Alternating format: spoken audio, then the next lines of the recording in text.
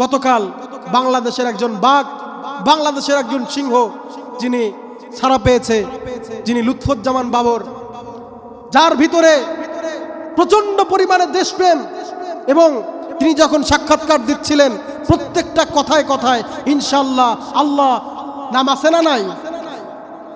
নেতা হলে তার মতো নেতা হও, যাকে দেখে ভারত, যার মুক্তির কথা শুনে ভারত এখন কাঁপাকাঁপি শুরু করে দিয়েছে। এমন মুসলমান আমাদেরকে হতে হবে। কোন ভারত কি করতেছে না করতেছে দেখার সময় নাই। আমি বাংলাদেশের সরকারকে বলবো যে আপনি ছাত্রদের রক্তের উপরে এসে আপনি ক্ষমতায় আরোহণ করেছেন, আপনি মাথা সোজা করে দাঁড়ান, আপনি মাথা উঁচু করে দাঁড়ান। এই বাংলার জমিনে গত 15টি বছর যতজন মানুষের উপরে, যতজন বিএনপির নেতাকর্মী ভাইদের উপরে, যতজন জামাত ইসলামের নেতাকর্মী ভাইদের উপরে নির্যাতন নিপীড়নের স্টিম রোলার চালানো হয়েছে, প্রত্যেকটা মুসলিম ব্যক্তিদের হত্যার বিচার জনসম্মুখে করতে হবে, ঠিক কিনা? জনসম্মুখে বিচার করতে হবে। যেই ডাক্তার আল্লামা দেলোয়ার হোসেন সাইদিকে ইনজেকশনের মাধ্যমে তাকে হত্যা করেছিল, সেই ডাক্তারকে প্রকাশ্য দিবালোকে এনে বাংলার জমিনে তাদের বিচার করতে হবে। যদি বিচার না করেন আমরা প্রকাশ্যে তার বিচার করব, ঠিক কিনা মুসলমান? সম্মানিত ভাইয়েরা আমার, আমি ভারতকে সাবধান করে দিয়ে বলতে চাই, তোমরা অনেক খেলেছো, আর সুযোগ নাই, আর খেলার সুযোগ নাই, আর সময় নাই। তোমরা অনেক খেলেছো আমাদেরকে নিয়ে, তোমরা আমাদের আল্লামাকে হত্যা করেছো, তোমরা বাংলাদেশের যতজন দেশপ্রেমিক মুসলমান আছে তাদেরকে তোমরা কুক্ষিগত করে রেখেছো, গুম করেছো, খুন করেছো, হত্যা করেছো। আর সুযোগ নাই, বাংলাদেশ আর বাতিল শক্তিদের কাছে যাবে না।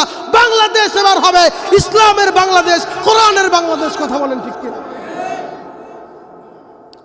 সম্মানিত ভাইরা আমার, যে কথা বলছিলাম, প্রত্যেকটা খুনের বিচার স্পষ্টভাবে করতে হবে।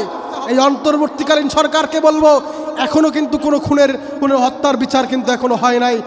সুতরাং যাদেরকে এই যে বাবর সাহেব, যিনি 15টি বছর 17টি বছর জেলখানায় থাকলো, তার যৌবন, তার এতগুলো বছর তার কাছ থেকে কেড়ে নেওয়া হলো, এতগুলো বছর তার কাছ থেকে কেড়ে নেওয়া হলো। অন্তর্বর্তীকালীন সরকারকে বলবো যে এতগুলো বছরের যে মূল্য, সে মূল্য তাকে দিতে হবে, ঠিক কিনা? কথা কয় না মুসলমান? প্রত্যেকটা দেশপ্রেমিক মুসলমান আমাদের রত্ন, ঠিক কিনা? পৃথিবী আমার আসল ঠিকানা নয়, পৃথিবী আমার আসল ঠিকানা নয়। মরণ একদিন মুছে দেবে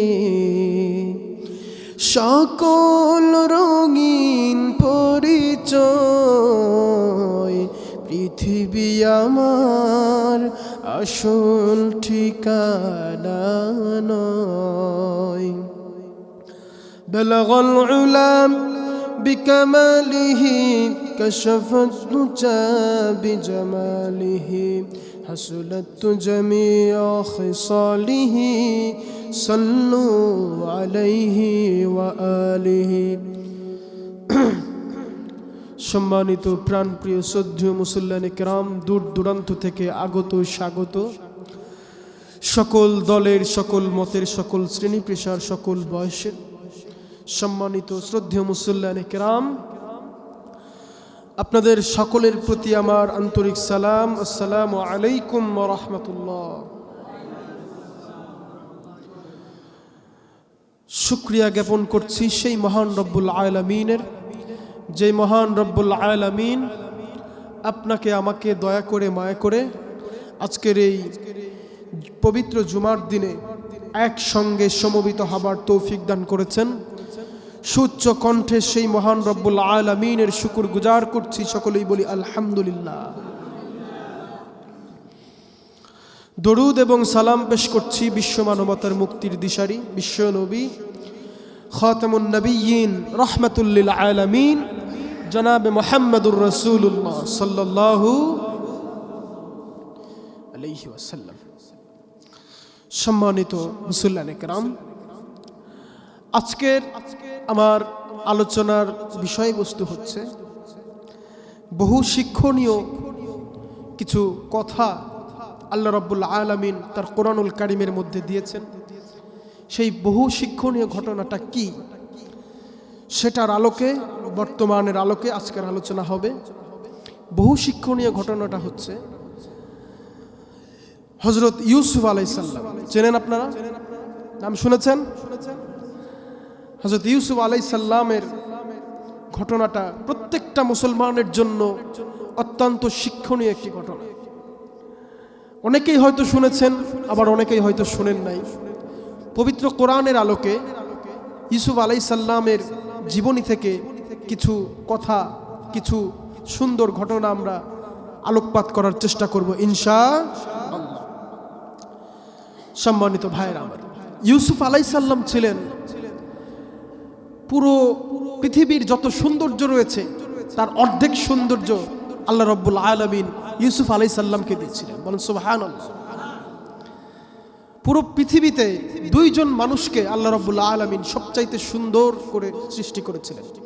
এক হচ্ছে ইউসুফ আলাইহিস সালাম, আর দ্বিতীয় কে? আমাদের নবী মুহাম্মদ মুস্তাফা সাল্লাল্লাহু আলাইহি ওয়াসাল্লাম। তো ইউসুফ আলাইহিস সালামের জীবনী থেকে কিছু শিক্ষণীয় কথা আমরা শুনবো ইনশাআল্লাহ।